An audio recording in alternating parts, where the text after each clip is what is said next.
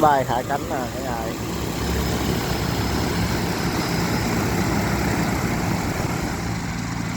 Khung thuốc ban đêm 2 giờ đêm.